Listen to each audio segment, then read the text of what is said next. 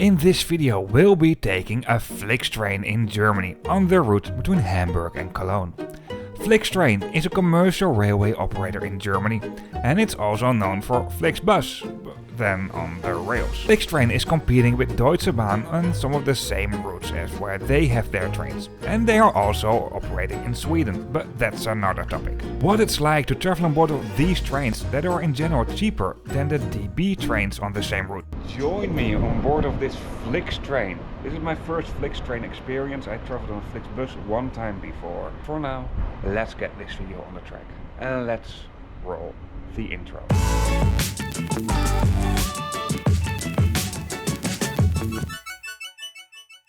Today's video starts at a grey Sunday morning in December at the railway station of Hamburg Harburg, where I just arrived with this sleeper train that came from Innsbruck.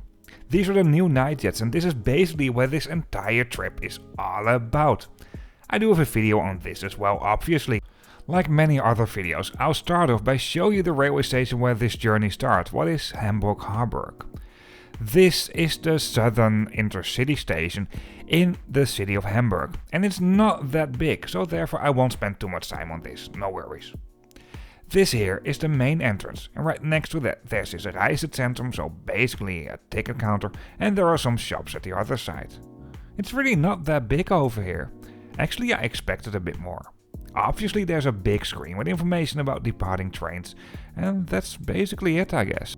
Vending machines for DB tickets are located a little bit at the other side of the overground passage. And something else you find here are some benches where you can take a seat and also charge your mobile devices. Within this railway station you won't find escalators, however there are elevators from and to the platforms.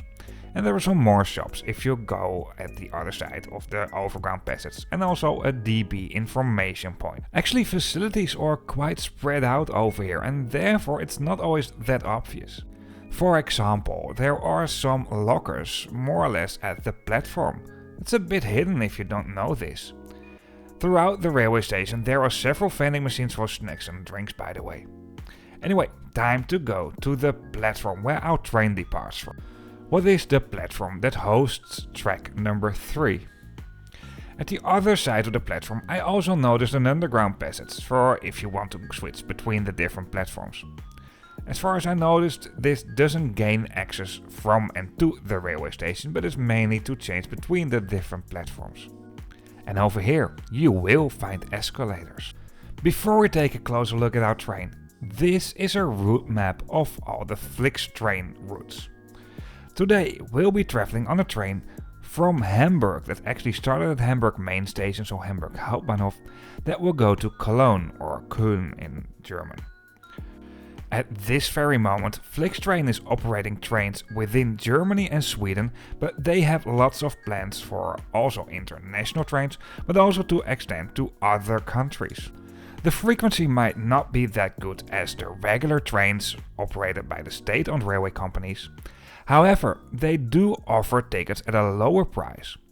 Obviously, this lower price also comes with some other things, like for example less comfortable trains and less services.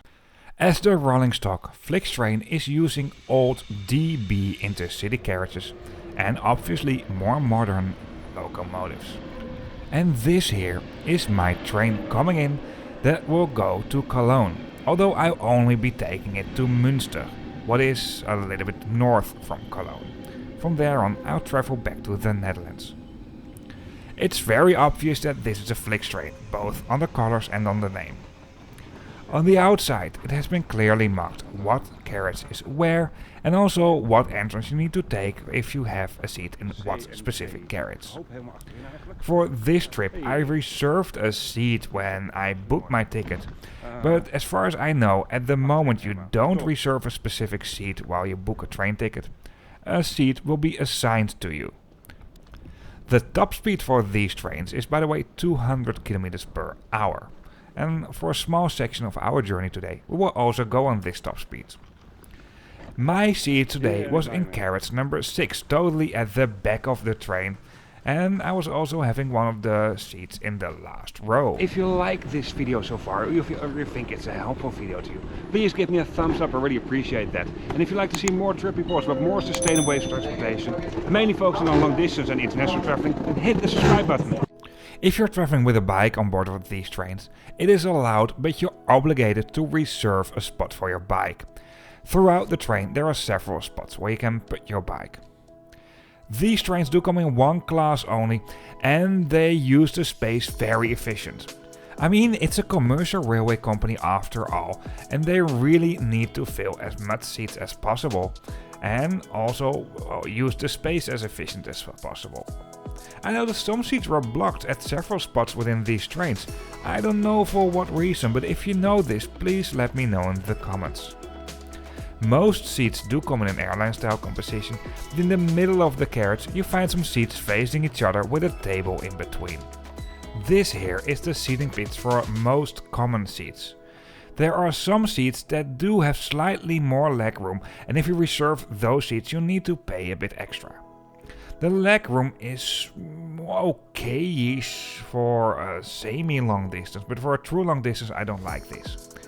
However, it's not bad, and especially if you realize that these ticket fares for these trains come at a fraction of the price as the regular trains operated by DB.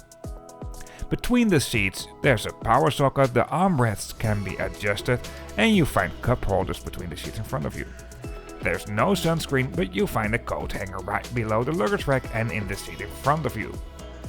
The seats where you need to pay a bit extra to reserve these seats with more legroom really do have way more legroom, and I really like this. Also, if you reserve the seats with the table in between, you need to pay a bigger surcharge. I don't know what happens if you don't reserve a seat, but somehow I guess it's not very likely that you will get an assigned seat that does have a table in between, or one of the seats that has more legroom at the total front and back of the carriage. These seats are pretty straight, you can't recline the seats unfortunately, but I guess having trains for a lower price also comes with some compromises, for example in the comfort. One carriage is also easier accessible for people who need this, for example if you're traveling in a wheelchair. In the great picture this carriage is the same as all the other carriages, however there is some more space for people who need this space and are traveling in a wheelchair. I also noticed lots of these boxes standing over here. I don't know what for, but it almost seems like this was a part of the Flixtrain transportation or Flixbus transportation. If you know this, please let me know in the comments. Obviously, in the carriage where you also find the accessible seats, you also find the accessible toilet, and you can also use this as a diaper changing facility if you're traveling with a little baby. The regular toilets are pretty fine, but way smaller for obvious reasons. For luggage, you obviously find the overhead luggage racks throughout the train. There are not a lot of special dedicated luggage zones apart from this. Free Wi-Fi is available, it's just an internet connection, nothing else.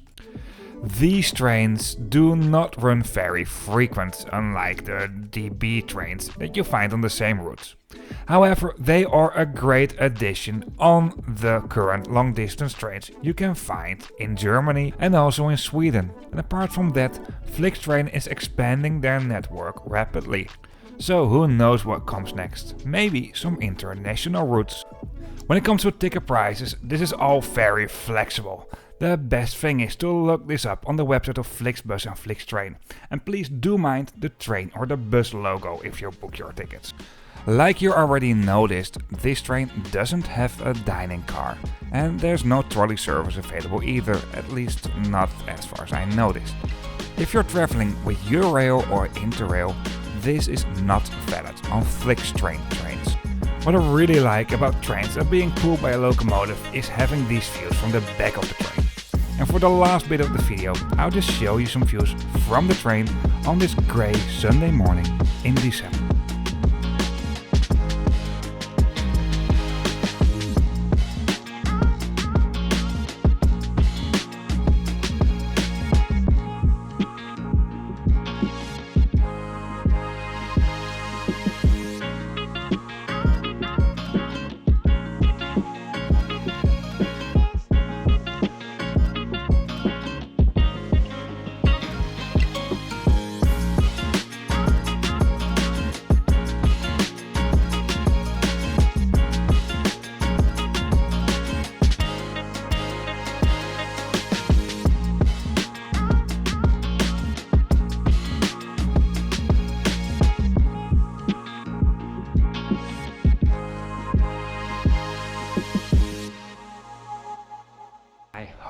liked this video or this has been a helpful video to you. If so, give me a thumbs up.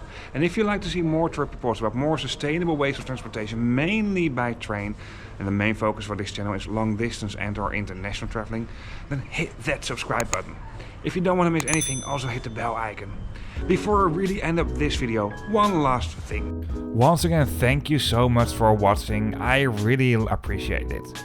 Likes, views and comments and also subscriptions are very much appreciated to grow the channel. If you're interested in other trip reports, you can find them on this channel, and something else you'll find in the description of this video on YouTube is a link to a map, and on this map you find all videos.